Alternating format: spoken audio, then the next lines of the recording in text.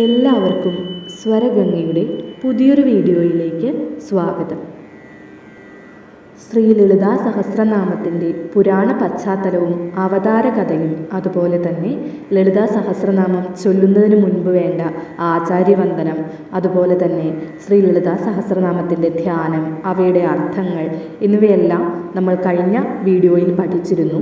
അതിനുശേഷം ശ്രീ ലളിതാ സഹസ്രനാമത്തിൻ്റെ 1 മുതൽ 10 വരെയുള്ള ശ്ലോകങ്ങളും അവയുടെ അർത്ഥവും പഠിച്ചിരുന്നു. അതിൻ്റെ തുടർച്ചയാണ് ഇന്നത്തെ വീഡിയോ. ഈയൊരു ഭാഗങ്ങൾ കേട്ടിട്ടില്ലാത്തവർക്കും പഠിക്കാത്തവർക്കുമായി വീഡിയോകളുടെ ലിങ്ക് ഡിസ്ക്രിപ്ഷൻ ബോക്സിൽ കൊടുക്കുന്നതാണ്. ശ്രീ ലളിതാ സഹസ്രനാമത്തിൻ്റെ 11ാമത്തെ ശ്ലോകം മുതൽ നമുക്കിന്ന് തുടങ്ങാം.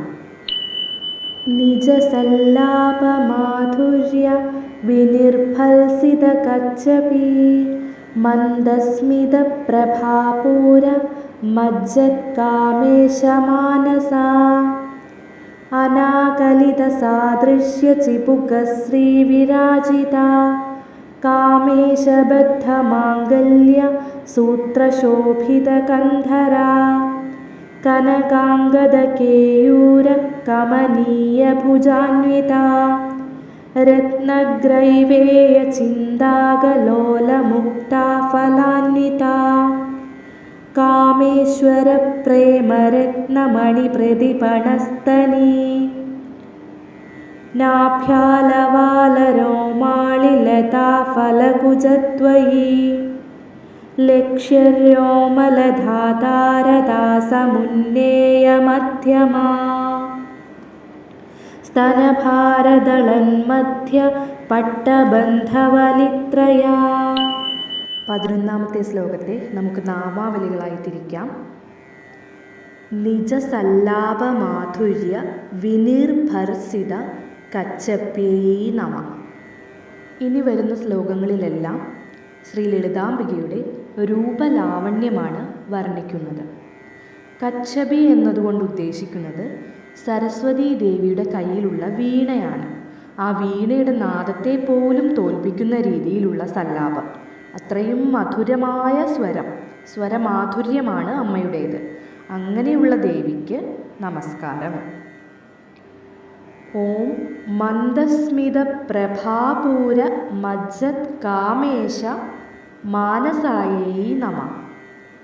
കാമേശൻ്റെ, അതായത് ശ്രീ പരമേശ്വരൻ്റെ മനസ്സിനെ പോലും ദേവിയുടെ പുഞ്ചിരിയാകുന്ന മന്ദസ്മിതമാകുന്ന പ്രഭയിൽ മുക്കി ആഴ്ത്തിക്കളയുവാൻ, അല്ലെങ്കിൽ അതിൽ ലയിപ്പിക്കാൻ കെൽപ്പുള്ളവളായ ദേവിക്ക് നമസ്കാരം. 11ാമത്തെ ശ്ലോകത്തിൻ്റെ വാച്യാർത്ഥം നമുക്കിങ്ങനെ കൂട്ടി വായിക്കാം. സരസ്വതീ ദേവിയുടെ കയ്യിലുള്ള കച്ചപി എന്ന വീണയിൽ നിന്നുയരുന്ന നാദത്തെ പോലും ലജ്ജിപ്പിക്കുന്ന സല്ലാപമാധുര്യമുള്ളവളും കാമേശ്വരനായ പരമേശ്വരൻ്റെ മനസ്സിനെ തൻ്റെ മന്ദസ്മിതത്തിൻ്റെ പ്രഭാപൂരത്തിൽ ആഴ്ത്തിക്കളയുന്നവളുമായ ദേവിക്ക് നമസ്കാരം. 12ാമത്തെ ശ്ലോകം ഇങ്ങനെയാണ്.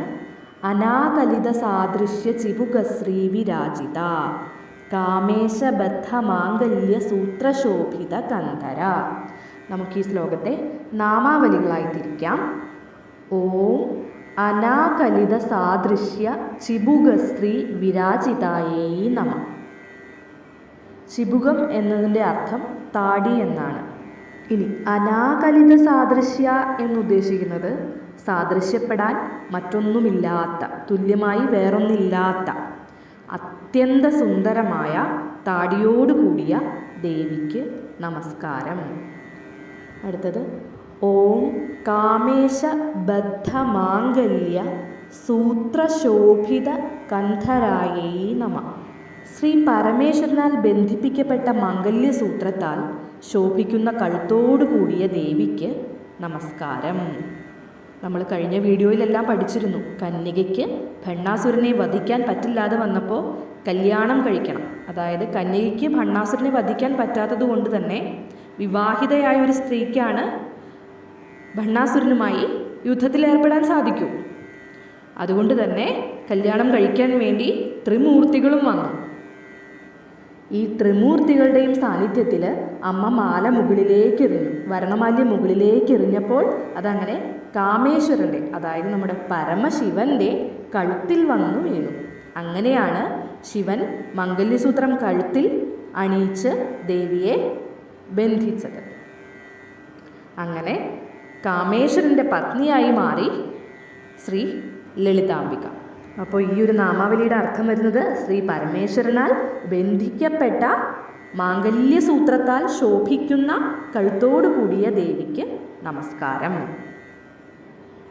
12ാമത്തെ ശ്ലോകത്തിൻ്റെ വാച്യാർത്ഥം നമുക്കിങ്ങനെ കൂട്ടി വായിക്കാം.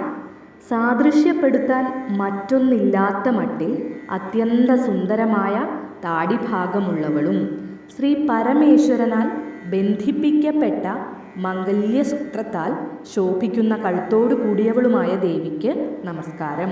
ദേവിയുടെ ഒരു രൂപലാവണ്യം, രൂപത്തെയാണ് ഇവിടെ വർണ്ണിക്കുന്നത്. കഴിഞ്ഞ വീഡിയോകളിൽ നിങ്ങൾ കേട്ടിട്ടുണ്ടാവും ദേവിയുടെ മൂക്കിനെയും കണ്ണിനെയും കവിൾത്തടങ്ങളെയുമെല്ലാം വർണ്ണിക്കുന്നത്. അപ്പോൾ ഈ ഒരു ഭാഗത്ത് വരുന്നത് ദേവിയുടെ താടിയെ വർണ്ണിച്ചിരിക്കുന്നു, അതുപോലെ ദേവിയുടെ കഴുത്തിലുള്ള മംഗല്യസൂത്രത്തെയാണ് വർണ്ണിച്ചിരിക്കുന്നത്. 13ാമത്തെ ശ്ലോകം ഇങ്ങനെയാണ്. കനകാംഗത കേയൂര കമനീയ ഭുജാന്വിത രത്നഗ്രൈവേയ ചിന്താകലോല മുക്ത ഫലാന്വിത. നമുക്കിതിനെ നാമാവലികളായി തിരിക്കാം. ഓം കനകാംഗത കേയൂര കമനീയ ഭുജാന്വിതായൈ നമ. സ്വർണം കൊണ്ടുള്ള അംഗദം, കേയൂരം എന്നീ ആഭരണങ്ങൾ കൈകളിലണിഞ്ഞ് ശോഭിക്കുന്ന ദേവിക്കു നമസ്കാരം. ദേവിയുടെ ആഭരണങ്ങളെയാണ് ഇവിടെ വർണ്ണിക്കുന്നത്. കൈമുട്ടിന് മേലെ ധരിക്കുന്ന ആഭരണമാണ് അംഗദമെന്ന് പറയുന്നത്. അതുപോലെ തന്നെ തോളിനോട് ചേർന്ന് ധരിക്കുന്ന ആഭരണമാണ് കേയൂരം. അങ്ങനെ കൈകളിലണിഞ്ഞ് ശോഭിക്കുന്ന ദേവിക്ക് നമസ്കാരം. ഓം രത്നഗ്രൈവേയ ചിന്താക ലോലമുക്ത ഫലാന്വിതായൈ നമ. ചിന്താകം എന്ന് പറഞ്ഞാൽ പതക്കം എന്നാണ് അർത്ഥം വരുന്നത്. അതുപോലെ തന്നെ ഗ്രൈവേയം എന്നുദ്ദേശിക്കുന്നത് ആഭരണങ്ങളെയാണ്. ലോലമുക്ത ഫലം എന്ന് പറയുന്നത് ഇളകിയാടുന്ന മുത്തുമണി അല്ലെങ്കിൽ ഇളകിയാടുന്ന രത്നങ്ങൾ പതിച്ച കണ്ടാഭരണങ്ങളാൽ തൂങ്ങിയാടുന്ന പതക്കത്തോടും ഇളകുന്ന മുത്തുമാലകളോടും കൂടി ശോഭിക്കുന്ന ദേവിക്ക് നമസ്കാരം. ഗ്രൈവേയ ചിന്തകൻ എന്ന് ഉദ്ദേശിക്കുന്നത് ദേവിയെ ഹൃദയത്തിൽ ഉറപ്പിച്ചു നിർത്താൻ കഴിയാത്ത ഭക്തനാണ്, അതായത് നമ്മളെപ്പോലുള്ള ഭക്തന്മാർ. അതുപോലെ തന്നെ ലോല ചിന്തകനുണ്ട്. അതെന്നുദ്ദേശിക്കുന്നത് പ്രാപഞ്ചിക വിഷയങ്ങളിലുള്ള ആഗ്രഹങ്ങൾ അല്ലെങ്കിൽ അവയോടുള്ള ആസക്തിയോടുകൂടി ദേവിയെ ഉപാസിക്കുന്നവർ. എനിക്കെന്തെങ്കിലും വേണം, എനിക്കെന്തെങ്കിലും ആഗ്രഹമുണ്ട്, അത് സാധിക്കണം എന്നൊക്കെയുള്ള ചിന്തകളോടുകൂടി ദേവിയെ ഭജിക്കുന്നവരെയാണ് ലോല ചിന്തകൻ എന്ന് പറയുന്നത്. ഇനി മുക്ത ചിന്തകനുണ്ട്, നിഷ്കാമമായി ദേവിയെ ഉപാസന ചെയ്യുന്നവന്. അതായത് പ്രത്യേകിച്ച് ഒരാഗ്രഹങ്ങളോ ഒന്നുമില്ലാതെ ദേവിയോടുള്ള ആ ഒരു ആരാധന മാത്രം, ഒരു ഉപാസന മാത്രം ചെയ്യുന്നവരാണ് മുക്തചിന്തകൻ എന്നുകൊണ്ട് ഉദ്ദേശിക്കുന്നത്. 13ാമത്തെ ശ്ലോകത്തിൽ ഉള്ള അർത്ഥം എന്ന് പറയുന്നത് നമുക്കിങ്ങനെ കൂട്ടി വായിക്കാം. സ്വർണം കൊണ്ടുള്ള അംഗദം, കേയൂരം എന്നീ ആഭരണങ്ങളാൽ ശോഭിക്കുന്ന ഭുജങ്ങളോട് കൂടിയവളും രത്നം പതിച്ച ഖണ്ഡാഭരണങ്ങൾ തൂങ്ങുന്ന പതക്കങ്ങളോടും ഇളകുന്ന മുത്തുമാലകളോടും കൂടി ശോഭിക്കുന്നവളായ ദേവിക്ക് നമസ്കാരം. അടുത്തത് 14ാമത്തെ ശ്ലോകം ഇങ്ങനെയാണ്.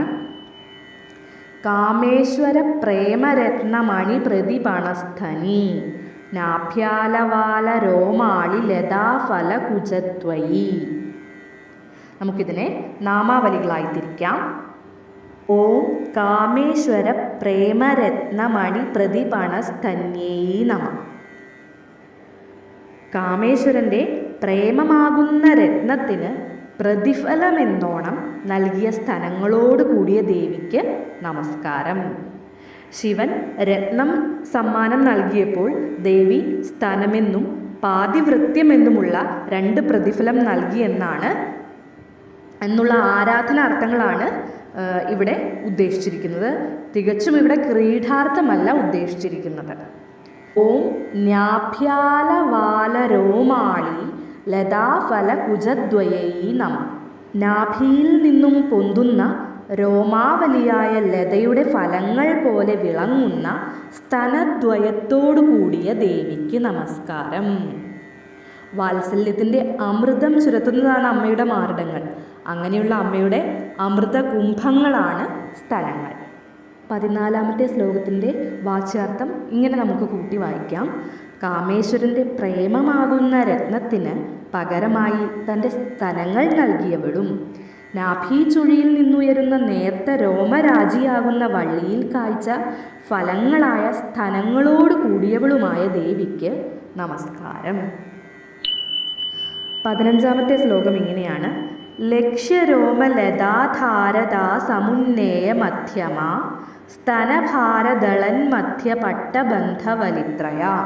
നമുക്ക് നാമാവലികളായി തിരിക്കാം.